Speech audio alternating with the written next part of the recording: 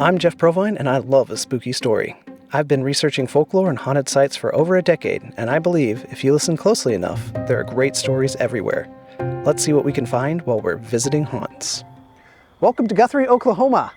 In 1889, this was the place to be. During the land run, everyone expected this to be the capital, and then as statehood approached, they wanted it to be the capital too. So much so that city editor Frank Greer named his publishing house the State Capitol Company. But in 1911, the state capitol moved down to Oklahoma City, stole, as they still say to this day in Guthrie. There was an election, although they like to point out that the numbers for the election handed out before the polls closed, so maybe a little suspicious. Whatever the case, all the economic attention shifted down there, and Guthrie froze in time. Today, Guthrie has hit a renaissance with block after block of original Victorian buildings. We're going to go check out a couple of places, including the famous Stone Lion Inn, which harkens back to those original glory days of Guthrie, as well as this renaissance, as Oklahoma's most haunted bed and breakfast.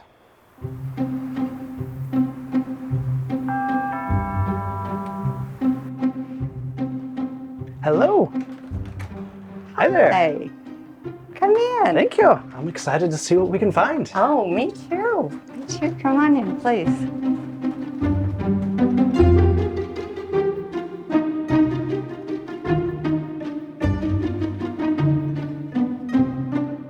Well, I'm so glad you're here. Yeah, thanks for having us out. Well, it's my pleasure. Would you like to know a little bit about the house? Yeah, everything. Well, this house was built in 1907. Mm-hmm. The gentleman who built it came with the land rush of 1889. And he and his first wife built a house that used to be on the east side of this one of those little shotgun houses. Mm-hmm. And she had 4 children and died.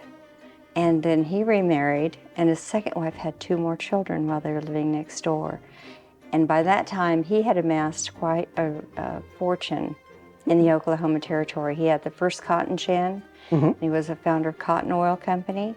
And he had 3 or 4 mercantile stores and grocery stores and the first car dealership. Oh, wow, first car dealership. Yeah, so he was pretty wealthy. And in 1906, they commissioned this house to be built by the same guy who was here building the Carnegie Library. Okay. And then it was completed in 1907. They moved in and had 6 more children. So 12 altogether? 12 altogether. That's right. By the time they moved in here, the older 4 were pretty well, on their way to other things. But the 8 little children from the second wife were raised in this house. Oh, wow. And then one of them died when she was 7. She was born next door, but when they moved in here, she contracted whooping cough. And what is believed to have happened is the maid over-medicated her, and she died. Whooping cough is really horrible. Apparently, children break their bones, their ribs and stuff from coughing so hard. And she was just over-medicated. And supposedly, she's the one who haunts the Stone Lion Inn. Well, she liked it enough to stick around. But there are other things to tell you, too. Oh. This used to be a mortuary. Mortuary. Yeah. Okay. Would you like to see the embalming table? Let's do. Let's go in here, then. Jeff, this is the only piece of furniture that was left in this house when I bought it. So everything else is new? Everything else were things that I brought with me from Santa Fe, New Mexico, and things that I had to buy here in Guthrie. But this was the only piece of furniture left. And the previous owner, Mrs. Walker, was using it as a buffet.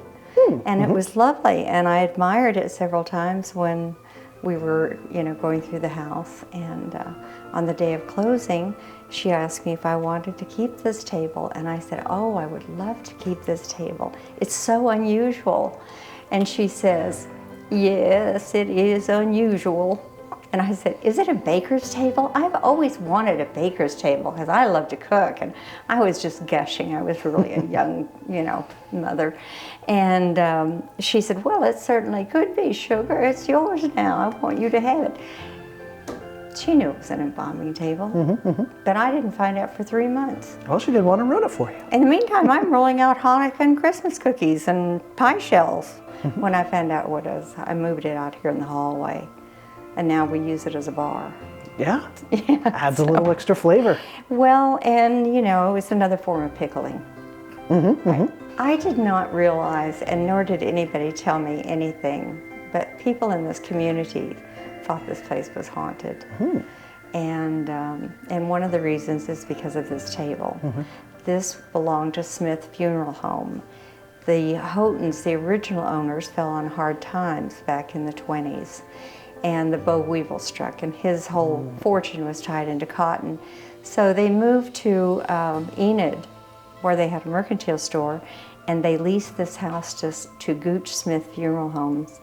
And the Smith family lived upstairs, and the embalming was actually done back in the kitchen, where we prepare food for our guests. Oh, very cool. But we don't do it on the embalming table anymore.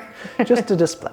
Well, Yeah, that's probably so- appreciated. Yeah, it's a neat old table. Great. So what can guests experience when they come to stay at the Stone Lion Inn?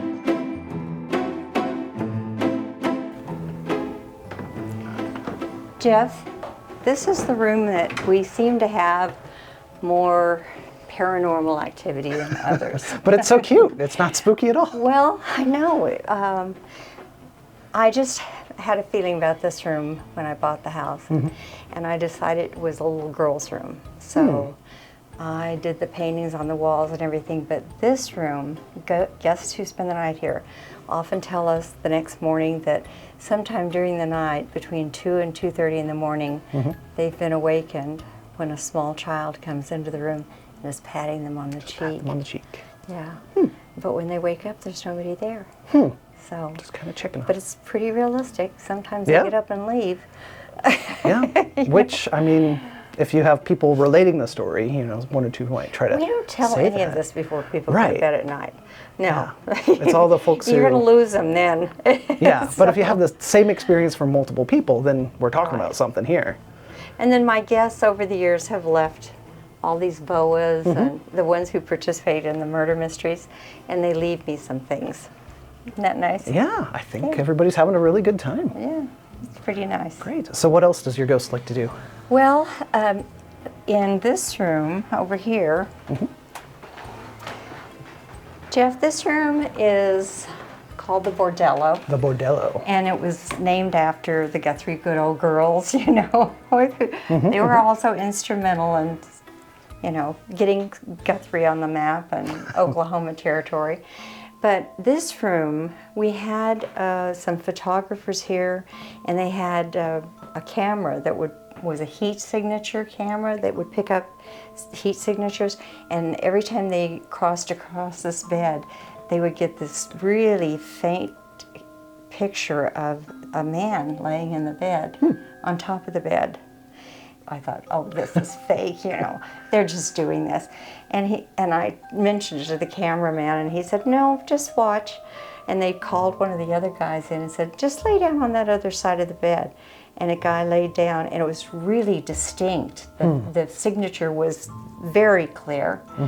And then we saw this one that was fuzzy, just kind of roll toward him. And everybody friendly. cleared the room. It was pretty fast.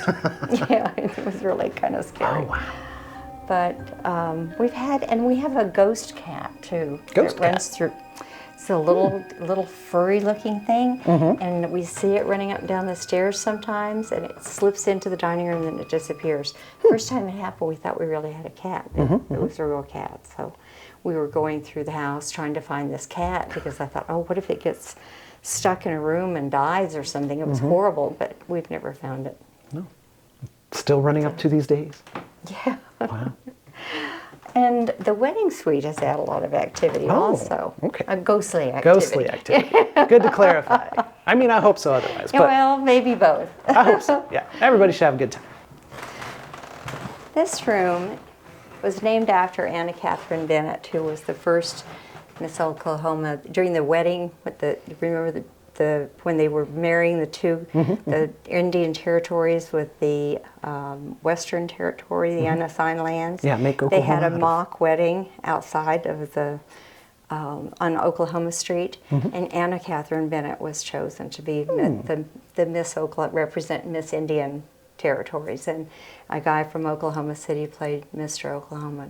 So we named this room after her, Anna Catherine Bennett, and it's become our wedding suite. And we've had a number of little things happen in this room. One is this dark shadow that appeared a couple of times and kind of comes across the wall, and then it turns, and then it just disappears. And I've seen it only one time, but I've had other guests who have seen it. Wow. Yeah. But nothing in the house is really scary. It's just more playful. You know, nobody's ever felt threatened. We're going to die or anything, No. you know. Yeah. Just once again, everybody wants to have a good time. Yeah. And when I moved, for a time, I moved out of the house. I was working on another house that I bought, and I was living over there because it was easy to get up in the morning and keep working. And my housekeeper said, "Your house is acting up. You need to talk to it." And I said, You're serious? She says, "Yeah, I'm really serious," because she said this house, when you leave here on Sundays, when you are not coming back for a few days, it just has a whole different feel to it, and it has this terrible stench down the hallway. And we went through and looked for every piece of evidence we could find of a dead animal or something. Could never find anything. But as soon as the guests started arriving on Friday afternoons, it'd all go away. They just the got house warm. would just lighten up. Yeah. But it did not. And she says it doesn't like the fact that you've moved. And so I sat down she said, "You're staying here, I'm going home." And I sat down on the steps and I told the house I would be coming back all the time and I was going to take care of it. And it would be okay. And it stopped. So we stopped having that problem. Just had to communicate. Had to communicate. Yeah. Which I guess historically, you know, 6 kids and being a wealthy man in town, I'm sure they entertained a lot. So it must have been tons of energy. Yes, you know, there's the 3rd floor ballroom, but it's right now just being used as storage. But when I first moved here, that's where the children and I lived. And we put a bathroom in up there, and then we each had, it's a 2,000 square foot ballroom.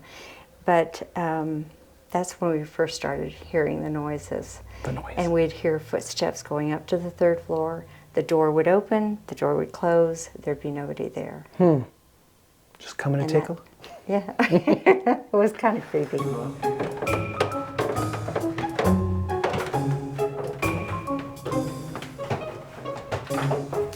Jeff, do you remember coming up here a few years ago?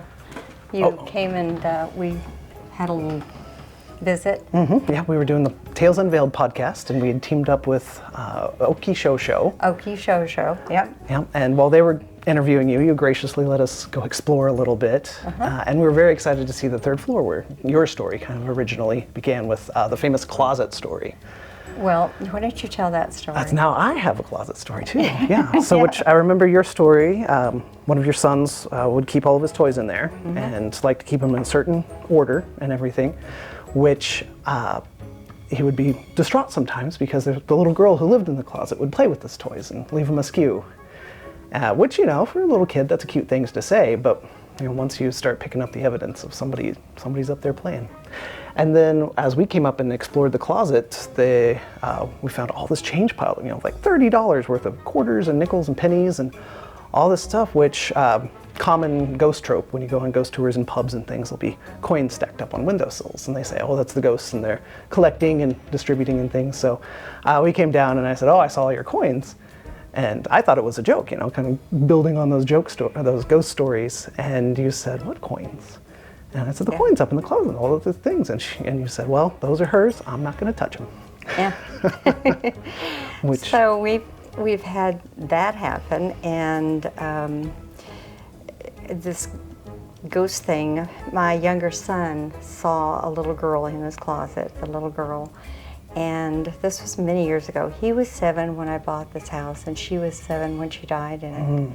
And he opened the closet door one day, and apparently he saw her sitting there on the floor playing with his toys. Wow. And he came downstairs, and my housekeeper was in the kitchen. I was with the guests, and he said to Michelle, I heard him in the kitchen say, "Oh, just fix me something to eat and I'll go back when she's done." So I thought he was looking for me, and I stepped into the kitchen and I said, "Are you looking for me, Ralph?" And he says, "No." "Oh, well, do you have somebody up on the 3rd floor with you?" And he said, "No." well, who's the she person? And he looks at Michelle, my housekeeper and dear friend, and she says, I think you should tell her. And he looked at me and he says, it's the ghost. Oh my gosh, the G word has been used.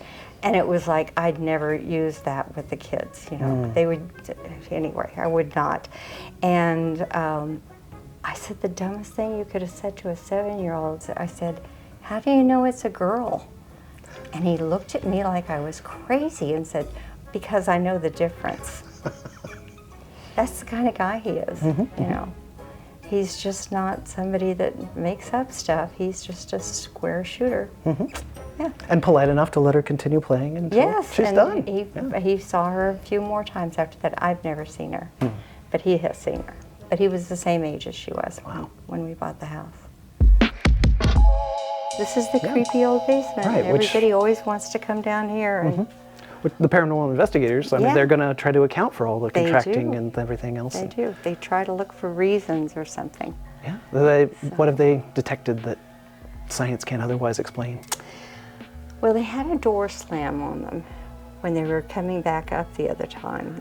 This was not long ago. The kitchen door just slammed on them, and it's a heavy door. It just doesn't shut by itself.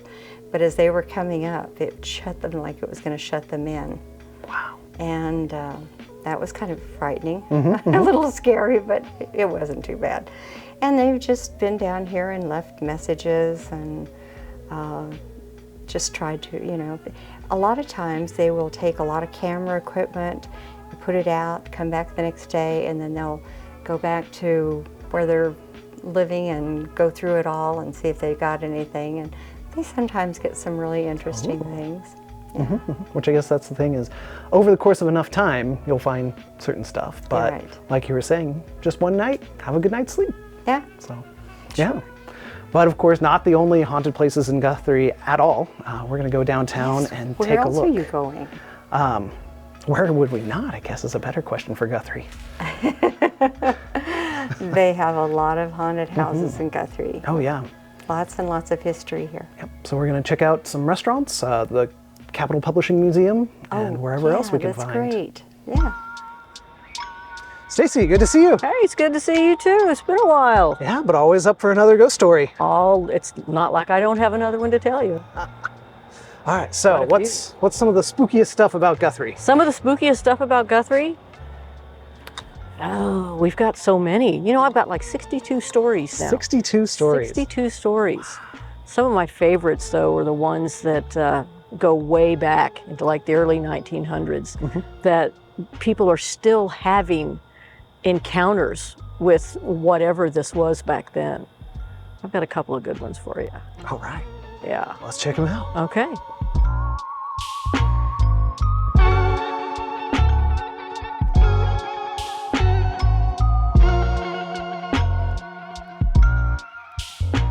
One of the stories that I have loved in this town goes back to where I was working when I first started doing the walks. Oh, okay. When I worked at Guthrie Pet Hospital. And what would happen is the door has a bell on it. So when if we're in the back, people would come in, you could hear the ding, you know, so you could do that.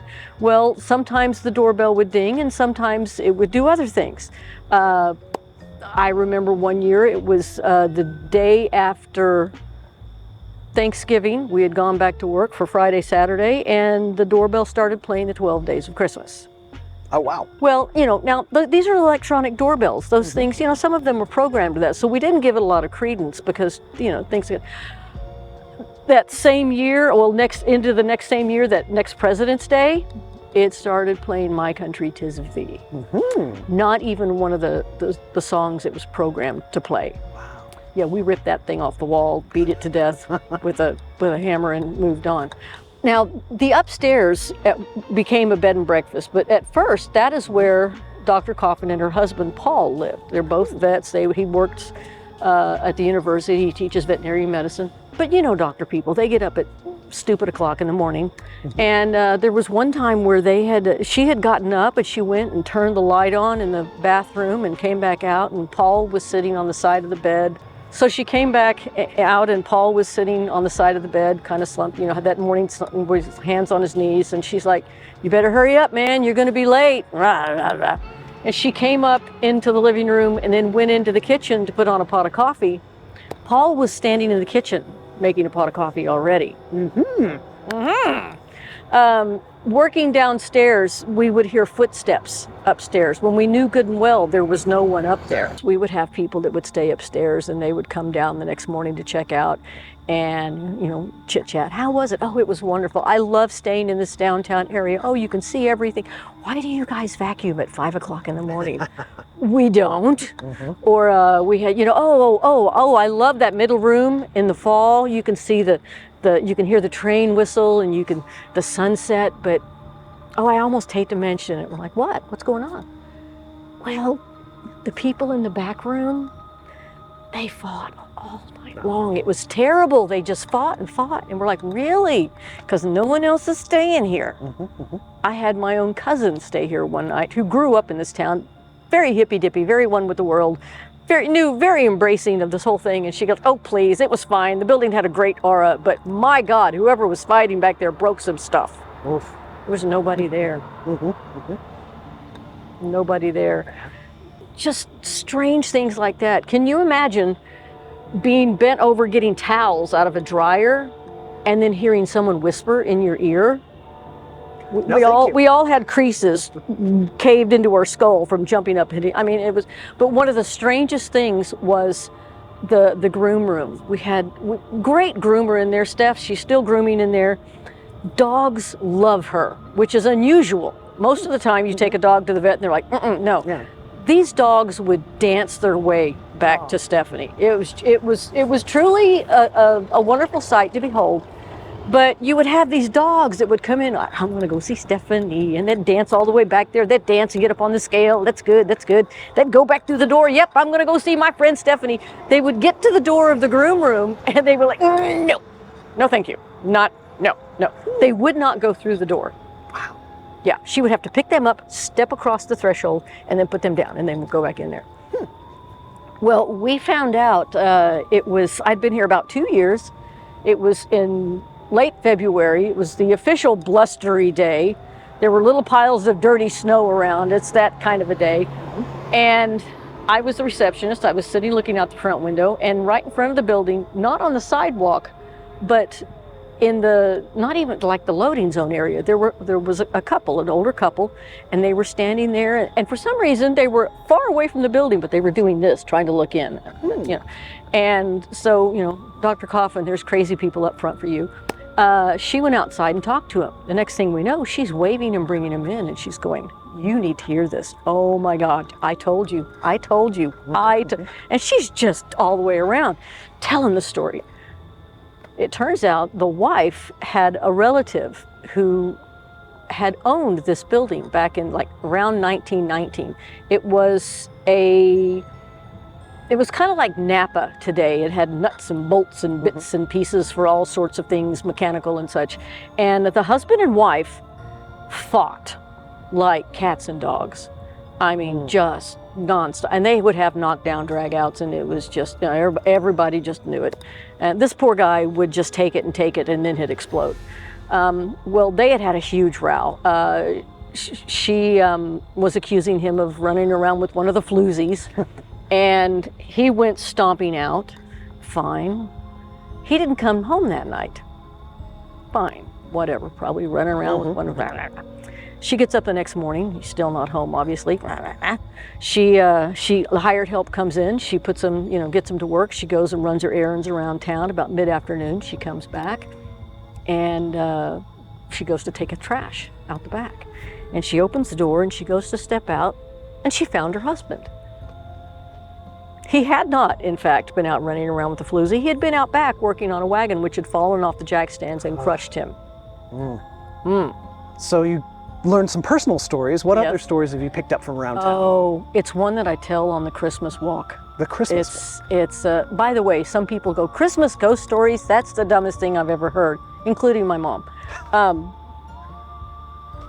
Christmas Carol. Yeah, Charles Dickens. The greatest ghost story of them all, especially if it's the Muppet version. That's the only one I really want to watch. It's down this way. Let's check it out.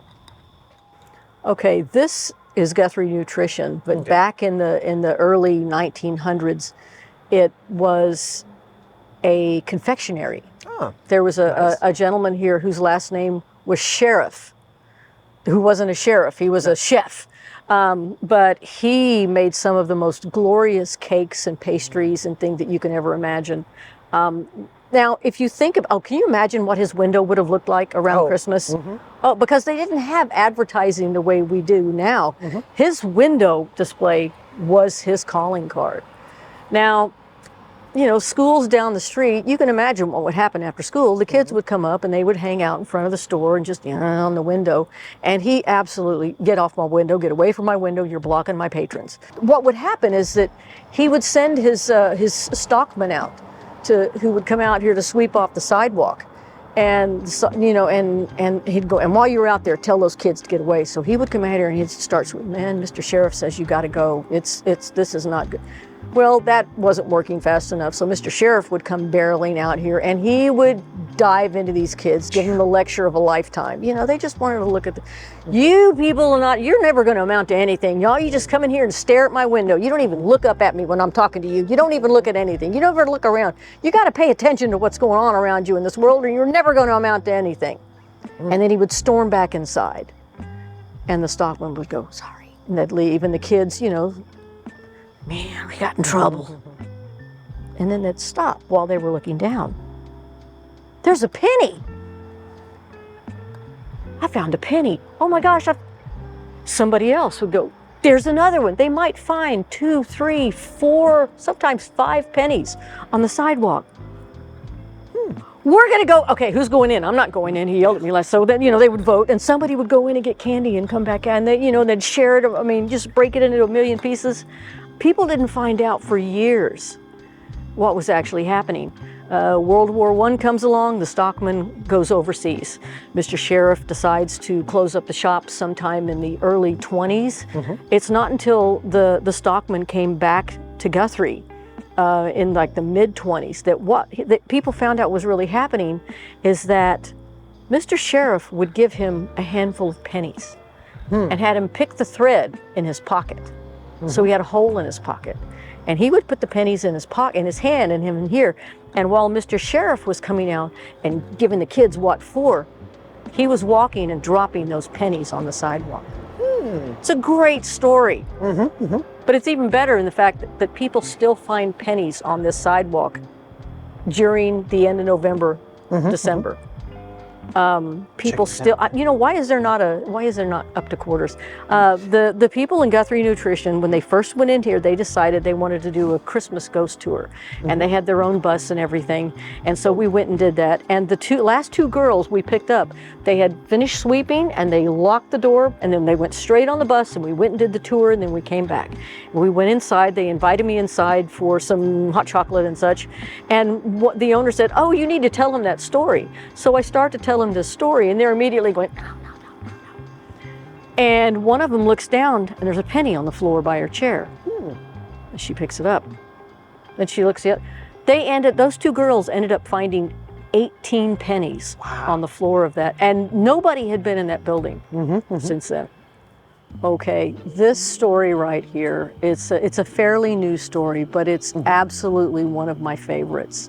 So many times people go, ooh, ghost stories. There's been, you know, some psychotic axe murderer. Not necessarily. You know, now very seldom do you come away from a ghost story feeling really good. But this is my, if I've told you something to make you sad, let me come down here and tell you this. This is the Hopkins building. In the early 1900s, Mr. Hopkins opened up a grocery store. Now his wife was having a lot of health issues, so he pretty much spent a lot of time home with her, and he counted on his grocery clerk and his stockman to take care of business. The stockman's name was Joseph, and he was out here one morning, and they were getting ready to open up, and coming up this road back over this side, there he sees this little old gentleman, this little tiny, very elderly African-American little guy, and he's got like an apple crate. And it's got a tea towel over it, and he's shuffling up the road. And he finally gets up to Joseph and he says, "Excuse me, I was wondering if you might be interested in some eggs." And Joseph's like, "Well, I'm not allowed to make purchases, but if you can wait, the grocery clerk will be here in a little bit." And "Oh, no, you misunderstood me. I don't want to sell them, I just want to trade them. All I need to do is trade them, I just need a bottle of milk." And Joseph's like, "Well, I'm really not," and the man pulled off the tea towel, and Joseph saw 3 dozen of the most gorgeous eggs he had ever seen in his life. I mean, they were huge. Now, Joseph's not allowed to make purchases, but he's also not an idiot. Right. And he went, "You just want a bottle of milk for that?" "Yes, sir. That's all I need is a bottle of milk." And he comes back out with a bottle of milk and he takes the eggs, and the older man walks off, and Joseph goes in. Now the grocery clerk comes in and Joseph's like, "I did a thing." And he's like, "You did? Oh my gosh, those are amazing." "Well, yeah, they open up, the ladies come in to do their shopping. The eggs are, oh, these are the best eggs I've ever seen. I can't wait to taste them. Oh, but one of them even came back after lunch. I fried up some for lunch. Beautiful, beautiful eggs. Oh, I hope you get more." And the grocery clerk looks at Joseph and goes, "I do too." Yeah. Joseph's like, Nothing the next day. The day after that, he looks over, the little old man's coming back up the road again. He's got his apple crate. Hi, I was wondering if you might, oh, let me stop you right there. I've already talked to them. They're going to let us pay you for them. Oh. He's like, I don't need money. I'm not looking to sell them. I just want to trade them. I just want to trade them for a bottle of milk. That's all I need. Well, this became like the egg capital of Guthrie at that point. Everybody's like, these are the best eggs on the planet. We all need these. I mean, it was wonderful for business until it stopped. Suddenly stopped. A couple more days. Okay, now the women are getting a little angry in town because they want those eggs back. And the clerk says, "Joseph, you need to go find this man. Go find this man and find out what happened, because we need these eggs." So Joseph goes back. He goes down across the railroad tracks, across the little footbridge, and he goes down to that house where he had been. And it's, nobody looking around. So he goes and he steps up onto the porch, and he's just getting ready to knock on the door, when the door is yanked open. There's like a 7-year-old boy standing there, and his eyes bug out huge, and he goes, it's him, Mama, it's the man with the eggs." And here comes this little 5-year-old girl come running out and just latches onto Joseph's ankle, his knees, and he's just hugging him, going, it's him. Joseph has no idea what's going on. What? Teenage daughter, about 15 or so, 14, 15, steps into the doorway. "Mama, that's him. That's him. That's the man. That's the man that made sure we didn't starve to death. That's the man that brought us milk and eggs. I don't know what we would have done without him. I don't know." Mama comes out, and now it's a group family hug, and Joseph is going, what on earth is going on here? Well, the whole hug fest sort of shuffles and gets moved into the house, and they find, and the kids are yelling, and Joseph's going, what? And kids are crying. Finally, they all calm down enough, and Joseph finds out what was going on. The dad was actually working for a wildcatter on an oil well north of Enid, and had gotten hurt. And they took him to a hospital right up by the Kansas border. Now, when Mom found out about this, she knew she had to make a decision. Because back then, doctors would not allow white nurses to tend to the daily needs of black patients, of black men. The doctors would come in and change bandages and stuff as they had time, but more often than not, they relied upon family members to come and pick up that slack. If you know anything about the oil field, that's a germ-infested nightmare. She didn't think he was hurt that bad. She had enough food in the house for a few days, and so she went ahead and went. I'll be back. Well, she gets up there and she finds out that it is way worse than she had anticipated. And there is nobody that's going to tend to his daily needs. There's nobody that's going to change those bandages and clean those wounds and make sure that he has the chance to recover from the injuries instead of just dying from infection. But her kids are home.